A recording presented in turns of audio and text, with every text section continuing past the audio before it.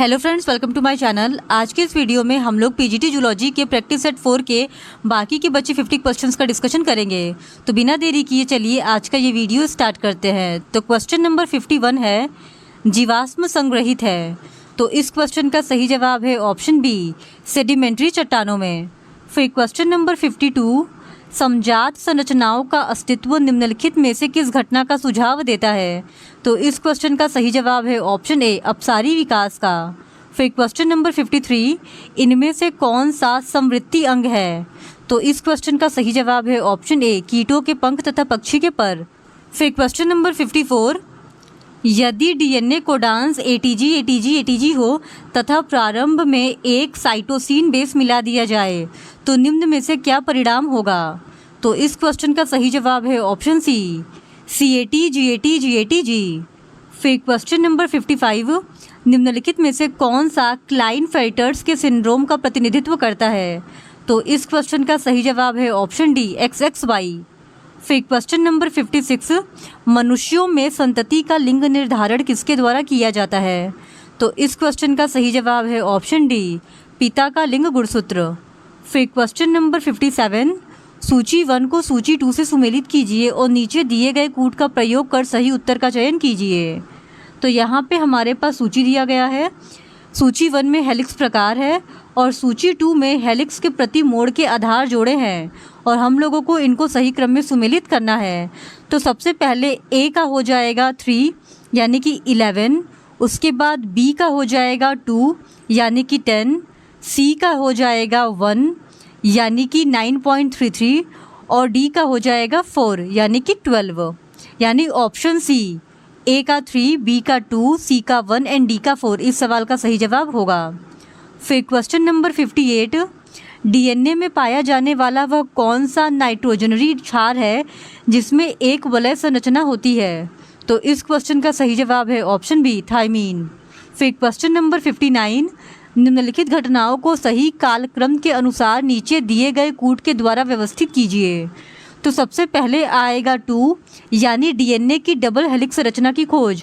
फिर उसके बाद आएगा 4 यानी आनुवंशिक कूट की डिकोडिंग। फिर आएगा 1, पहला टेस्ट ट्यूब बेबी का जन्म। और सबसे अंत में आएगा मानव जीनोम परियोजना का आरंभ। यानी ऑप्शन सी इस सवाल का सही जवाब है, 2, 4, 1 एंड 3। फिर क्वेश्चन नंबर 60, गुणसूत्र केंद्रक में एक धागे जैसी संरचना होते हैं, इसका वर्णन सर्वप्रथम किया था। तो इस क्वेश्चन का सही जवाब है ऑप्शन बी, स्ट्रासबर्गर ने।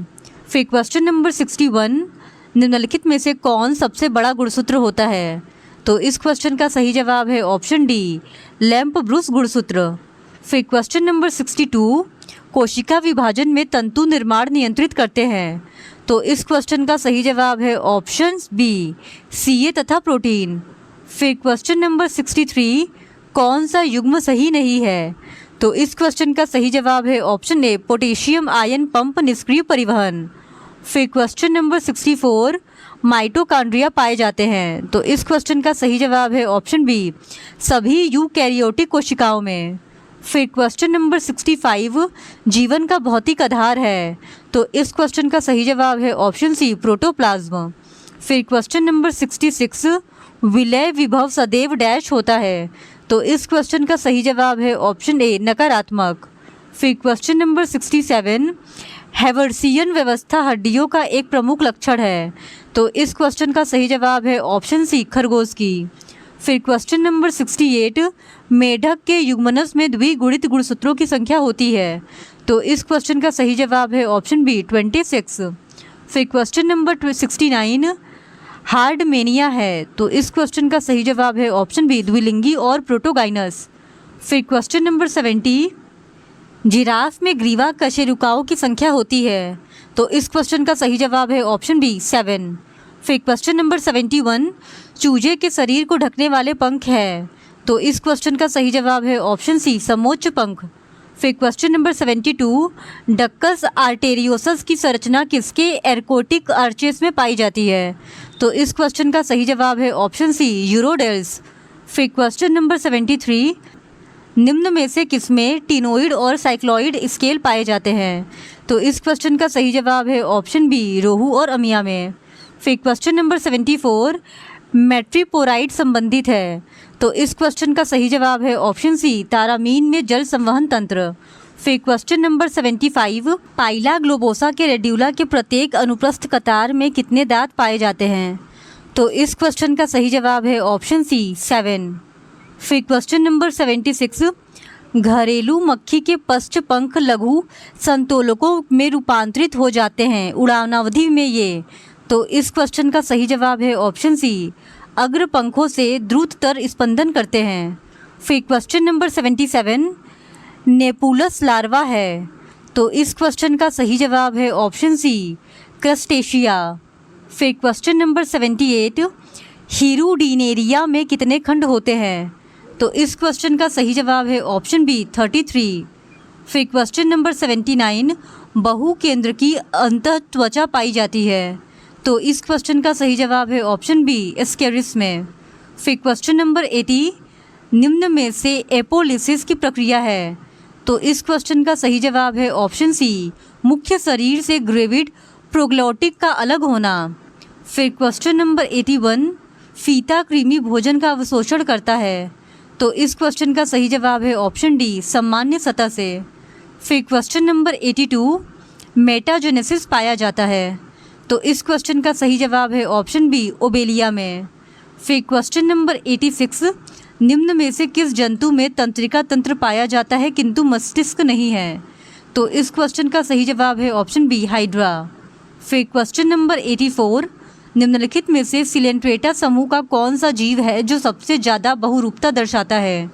तो इस क्वेश्चन का सही जवाब है ऑप्शन डी, साइफोनोफोरा। फिर क्वेश्चन नंबर 85 एक त्रिज्यतः सममित अकशेरुकी प्राणी जिसमें केवल ऊतक विभेदन है रखा जाएगा। तो इस क्वेश्चन का सही जवाब है ऑप्शन बी, निडेरिया में। फिर क्वेश्चन नंबर 86 सिलिकामय कंटिका के निर्माण के लिए सिलिका। तो इस क्वेश्चन का सही जवाब है ऑप्शन डी, स्पंज द्वारा समुद्री जल से निष्कासित किया जाता है। फिर क्वेश्चन नंबर 87 पैरामीशियम में आहार लेने की प्रणाली है।